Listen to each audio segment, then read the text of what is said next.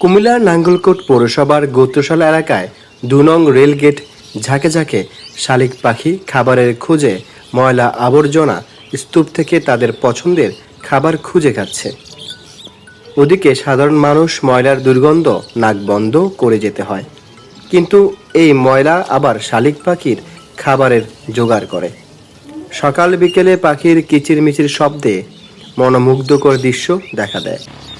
অনেকেই বলছেন পাখি আমাদের পরিবেশকে রক্ষা করে। আগে অনেক জাতের পাখি দেখা গেলেও এখন বড় বড় গাছ ও উন্মুক্ত জলমহল না থাকায় পাখি হারিয়েছে তার বসবাসযোগ্য স্থান। কিন্তু এখানে আসার পর কিছু শালিক পাখির কিচিরমিচির শব্দে মন জুড়ায়।